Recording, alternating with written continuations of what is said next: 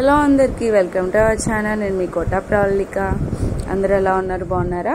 ముందుగా మన ఛానల్ ఎవరైతే కొత్తగా చూస్తున్నారో ఒక లైక్ చేయండి, షేర్ చేయండి, సబ్స్క్రైబ్ చేసుకోండి.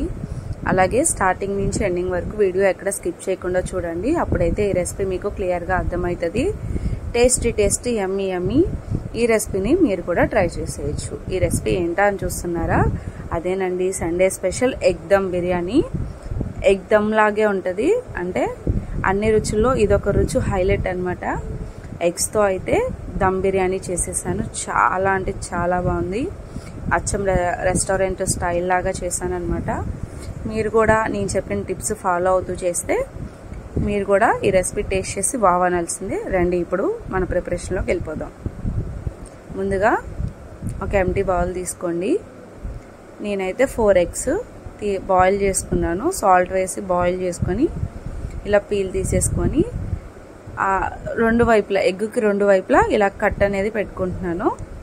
ఇలా మనం ఇలా ఘాట్ పెట్టుకుంటాం మూలంగా గుడ్డుల్ని వేయించినప్పుడు ఇన్కేస్ పేలకుండా అండ్ చిటపట్లు ఆడకుండా నీట్గా ఉంటాయి. అందుకని నేను ఇలా ఘాట్ పెట్టుకుంటున్నాను. ఎగ్స్కి ఎప్పుడైనా సరే ఘాట్ అనేది పెట్టుకోవాలి.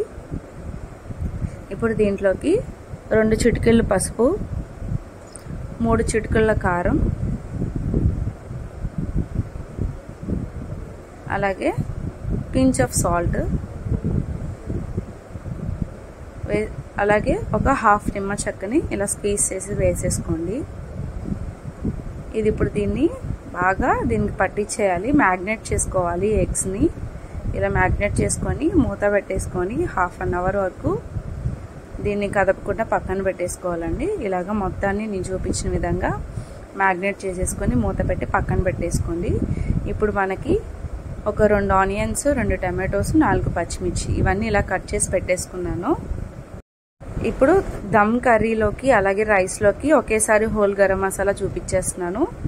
ఇదిగోండి 4 బిర్యానీ ఆకు, ఒక 10 లవంగాలు, మిరియాలు, జాపత్రి, లవంగం మొగ్గ, స్టార్ పువ్వు, దాల్చిన చెక్క, యాలక్కాయలు పక్కన పెట్టేసుకోండి.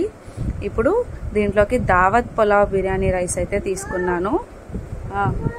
ఈ గ్లాస్తో 2 గ్లాసులు గ్లాసున్నర వరకు నేనైతే బాస్మతి రైస్ అనేది తీసుకుంటున్నాను. దావత్ కంపెనీది. ఇదైతే చాలా టేస్టీగా ఉంటుంది. అలాగే ఎక్కడ విరిగిపోకుండా చక్కగా వచ్చేస్తుందండి రైస్ అనేది. ఇన్కేస్ 1 మినిట్ మనకి లేట్ అయినా, అంటే మనం వాటర్లో నుంచి తీయటానికి లేట్ అయినా విరగకుండా నీట్గా వస్తుంది. నేనైతే గ్లాసున్నర వరకు నేనైతే బిర్యానీ చేస్తున్నాను. ఇదిగోండి చూడండి ఎంత బాగున్నాయో. ఇప్పుడు దీన్ని వాటర్ పోసి 2-3 టైమ్స్ అయితే మంచిగా వాష్ చేసేసుకోండి. ఇలా వాష్ చేసుకుంటాం మూలంగా చక్కగా దీంట్లో ఉన్న ఫస్ట్ దాంట్లో ఉన్న పాలిష్డ్ వాటర్ అంతా పోయి నీట్గా అయిపోతాయి. ఇప్పుడు ఒక 8 గ్లాసులు వాటర్ పోసుకొని ఒక పెద్ద గిన్నెలో ఒక 1.5 టేబుల్ స్పూను షాజీరా, అలాగే స్టార్ పువ్వు 1.5 స్టార్ పువ్వు యాడ్ చేసుకోండి. అలాగే మరాఠీ మొగ్గ ఒక 3 వేసుకోండి చిన్నవి, జాపత్రి 1 ఇలా స్మాష్ చేసి వేసేసుకోండి. అలాగే బిర్యానీ ఆకులు 3 యాడ్ చేసుకోండి. మిరియాలు ఒక 1/2 టేబుల్ స్పూను, యాలక్కాయలు 3, లవంగాలు ఒక 6 అయితే సరిపోతాయి. దాల్చిన చెక్క వచ్చేసరికి ఒక 3 ఇంచులు దాల్చిన చెక్క ఇలా వేసేసుకోండి. మిగిలిన మసాలా మనం కర్రీకి వాడుకుందాము, అక్కడ పెట్టేసుకోండి పక్కన. ఇప్పుడు దీంట్లోకి జీడిపప్పు, అల్లం వెల్లుల్లిపాయ పేస్టు కలిపిన పేస్ట్ని ఒక టేబుల్ స్పూన్ యాడ్ చేసుకోండి. అలాగే కొంచెం పుదీనా వేసుకొని మంచిగా మిక్స్ చేసేసుకోండి. ఇలా మిక్స్ చేసుకొని మంచిగా మరగనివ్వాలి. ఇది మరిగే లోపల మనం ఒక స్టవ్ వెలిగించి మందపాటి బాండీ పెట్టుకొని ఇదే బాండీలో మనం దమ్ చేసుకుంటాము. అందుకే మందపాటిది నాన్ స్టిక్ ప్యాన్ యూస్ చేసుకోండి. ఇప్పుడు ఒక 2 టేబుల్ స్పూన్స్ ఆయిల్ వరకు యాడ్ చేసుకొని ఇందాక మ్యాగ్నేట్ చేసుకున్న ఎగ్స్ని ఇలాగా బాండీలోకి వేసుకొని మంచిగా ఫ్రై అవ్వనివ్వాలి. అంటే ఒక 2-3 మినిట్స్ జస్ట్ ఫ్రై చేసుకుంటే చాలు. ఇలా 2-3 మినిట్స్ ఫ్రై అయితే చాలండి. మనం ఎలాగో ఘాట్లు పెట్టుకున్నాం కాబట్టి ఎగ్స్ అనేవి చక్కగా మ్యాగ్నేట్ చేసిన ఉప్పు కారం అంతా పట్టేసుకొని చక్కగా ఉంటాయి, మంచిగా వేగుతాయి. పక్కకు తీసేసుకొని ఇప్పుడు దీంట్లోకి ఇంకో 2 టేబుల్ స్పూన్స్ దాకా ఆయిల్ అనేది యాడ్ చేస్తున్నాను. ఇప్పుడు దీంట్లో కోకా 1 టేబుల్ స్పూన్ దాకా బటర్ కూడా యాడ్ చేసుకోండి. ఇది మొత్తం మెల్ట్ అయిన తర్వాత దీంట్లోకి 1 టేబుల్ స్పూన్ షాజీరా, 4 లవంగాలు, 2 స్టార్ పువ్వు రేకలు, 1.5 ఇంచు దాల్చిన చెక్క వేసుకొని మంచిగా ఫ్రై చేసేసుకోండి. ఇలా ఫ్రై అయిన తర్వాత దీంట్లోకి చాప్ చేసుకున్న ఆనియన్స్ వేసుకొని ఒక 2-3 మినిట్స్ గోల్డెన్ బ్రౌన్ కలర్ వచ్చే వరకు మగ్గబెట్టేసుకోండి. మూత పెట్టి ఇలా మంచిగా కలిపేసుకొని మూత పెట్టి మగ్గబెట్టేసుకోండి. పచ్చిమిర్చి కూడా యాడ్ చేసుకోండి. చూపించాను కదా ఇందాక 4 పచ్చిమిర్చిని ఇలా కట్ చేసుకున్నాను. ఇప్పుడు మూత పెట్టి మంచి గోల్డెన్ బ్రౌన్ కలర్ వచ్చే వరకు మగ్గబెట్టేసుకోండి. చూసారు కదా మంచిగా ఆనియన్స్ అయితే మగ్గిపోయాయి. ఇలా 2-3 సార్లు కలిపెట్టేసుకొని దీంట్లోకి జీడిపప్పు, అల్లం వెల్లుల్లిపాయ పేస్టు మిక్సీ పట్టుకొని పక్కన పెట్టుకున్నాం. 1 స్పూను రైస్లోకి వాడాము. ఇప్పుడు 3 టేబుల్ స్పూన్స్ దాకా దీంట్లోకి పేస్ట్ అయితే యూస్ చేస్తున్నాము. జీడిపప్పు ఒక 10 వేడి నీళ్ళలో నానబెట్టుకొని 2 ఇంచుల అల్లం ముక్క, 5 వెల్లుల్లిపాయ రెబ్బలు, ఈ మొత్తం ఈ 3 మిశ్రమాన్ని మిక్సీ పట్టేసుకుంటే ఇలా పేస్ట్ వస్తుంది. ఒక 4 టేబుల్ స్పూన్స్ దాకా వస్తే 1 టేబుల్ స్పూన్ రైస్లోకి, 3 టేబుల్ స్పూన్స్ ఇలా కర్రీలోకి అయితే సరిపోతుంది. ఇప్పుడు మూత పెట్టేసుకొని మంచిగా మగ్గబెట్టేసుకోండి. ఒక 2 మినిట్స్ అయిన తర్వాత ఇలా మంచిగా కుక్ అయిపోతుంది. ఇప్పుడు మూత తీసి దీంట్లోకి సన్నగా చాప్ చేసుకున్న టమాటోస్ ఉన్నాయి కదా 2, వాటిని కూడా వేసేసుకొని 2-3 సార్లు మంచిగా కలిపెట్టేసుకొని మొత్తం మనం వేసిన మిశ్రమం అంతా ఇవన్నీ పీల్చుకొని మంచిగా మగ్గిపోవాలండి. ఇలా 2-3 టైమ్స్ కలిపెట్టేసుకొని మూత పెట్టి మగ్గబెట్టేసుకోండి. ఇంకో 2 మినిట్స్. ఈ లోపల మన రైస్కి ఎసరు పెట్టాము కదా, అది ఎంతవరకు మరిగిందో చూద్దాము. మంచిగా బాయిల్ అయితే అయిపోతుంది. ఇప్పుడు దీంట్లో మనం ఇలా ఒక బెజ్జాల గరిటె తీసుకొని దాంట్లో వేసిన స్పైసెస్ అన్నీ తీసేసేయాలండి. ఇలా తీసేసి ఈ వేస్ట్ పడేయటమే. ఇలా మొత్తాన్ని డివైడ్ చేసేసేయాలి. ఓన్లీ వాటర్లో ఆ స్పైసెస్ అంతా వాటర్లోకి ఆల్రెడీ దిగిపోయింది కదా ఫ్లేవర్ అంతా. ఇప్పుడు దాంట్లోకి బాస్మతి రైస్, మనం కడిగి పెట్టుకున్న రైస్ని 1.5 రైస్ని యాడ్ చేసేసుకోవాలి. ఇది 90% కుక్ అయ్యే వరకు మనం బాయిల్ చేసుకోవాలి. బాస్మతి రైస్ ఎప్పుడైనా అంతే, దమ్కి వచ్చేసరికి 90% కుక్ అవ్వాలి, 10% మనం మగ్గబెట్టుకోవాలన్నమాట. ఇలా మంచిగా కలిపేసుకున్న తర్వాత దీంట్లోకి ఒక ఫుల్ చెక్క నిమ్మరసం పిండుకోవాలి. ఈ బాస్మతి రైస్ వేసిన వాటర్లో నిమ్మకాయ చెక్క పిండి, అలాగే 1 స్పూను వరకు సాల్ట్ అనేది యాడ్ చేసుకుని మంచిగా మిక్స్ చేసేసుకొని 90% వరకు కుక్ అవనివ్వాలి. ఇది ఇలా కుక్ అయ్యే లోపల మన టమాటోస్, ఆనియన్స్, మసాలా అంతా చక్కగా మగ్గిపోయింది. ఇప్పుడు ఒక 2-3 సార్లు కలిపెట్టేసుకొని దీంట్లోకి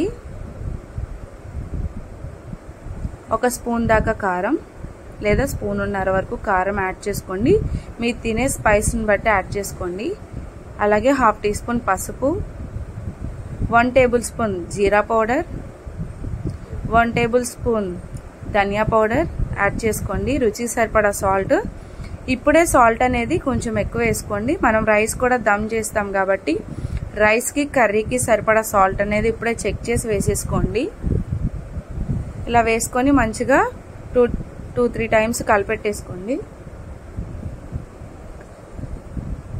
ఇలా మంచిగా కుక్ అవ్వనివ్వాలి. మనం కర్రీ చేసే విధానాన్ని బట్టి టేస్ట్ అనేది ఆధారపడి ఉంటుంది. ఇలా మంచిగా మిక్స్ చేసుకున్న తర్వాత దీంట్లోకి గడ్డ పెరుగుని ఇలాగా క్రీమీ స్ట్రక్చర్ వచ్చే వరకు మిక్స్ చేసుకొని ఒక 1/2 కప్ వరకు పెరుగును అనేది వేస్తున్నాను. అలాగే దీనిపైన మీగడని కూడా ఒక 4 టేబుల్ స్పూన్ల దాకా తీసుకొని క్రీమీగా చేసుకొని పక్కన పెట్టేసుకోండి. అది కూడా మనకి ఇప్పుడు అవసరం. ఇలా పెరుగు ఎప్పుడైతే వేస్తామో కర్రీ కలర్ అనేది మారిద్ది. మంచిగా 2-3 టైమ్స్ కలిపేసుకోండి. ఇలా కలిపేసుకున్నాక దీంట్లోకి మనం ఇందాక వేయించుకున్న ఎగ్స్ని వేసేసుకోవాలి. ఇలా 4 ఎగ్స్ని యాడ్ చేసేసుకొని దీంట్లోకి కొంచెం పుదీనా యాడ్ చేసుకోండి.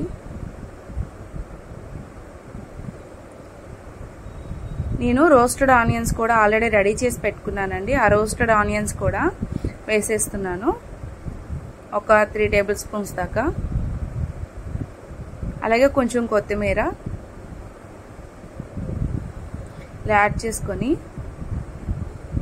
మంచిగా ఎగ్స్ బ్రేక్ అవ్వకుండా మంచిగా కలిపెట్టుకోండి. స్మూత్గా కలిపెట్టేసుకోండి, ఎగ్స్ బ్రేక్ అవ్వకుండా. ఇలా కలిపెట్టేసుకొని మూత పెట్టి ఎగ్జాక్ట్గా 3 మినిట్స్ అయితే కుక్ చేసుకోవాలి.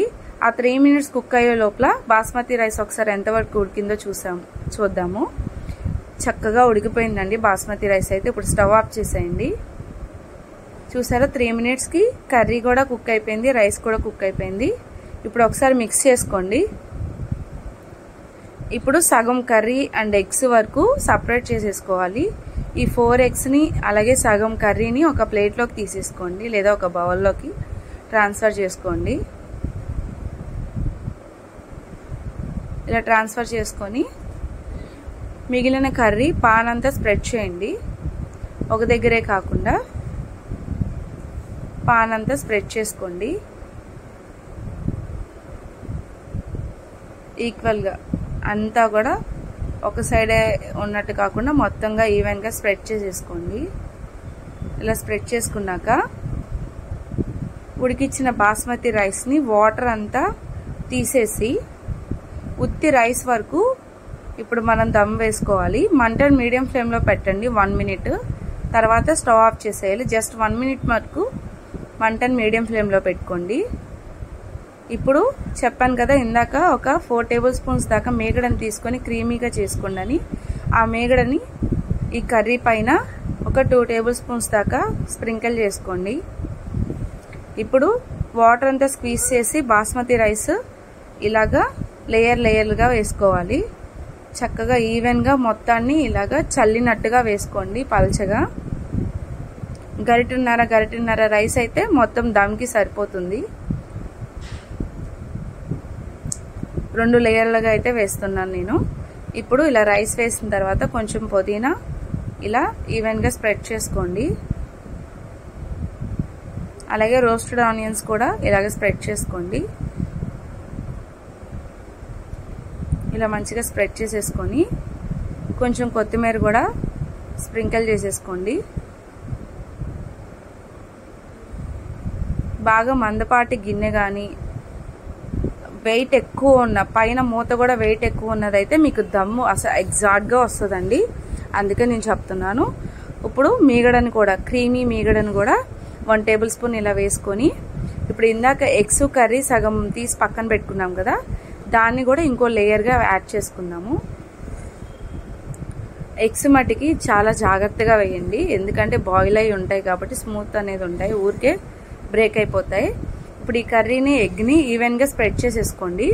అక్కడక్కడ కాకుండా మొత్తం రైస్ అంతా ఈ కర్రీని స్ప్రెడ్ చేసేసేయాలి.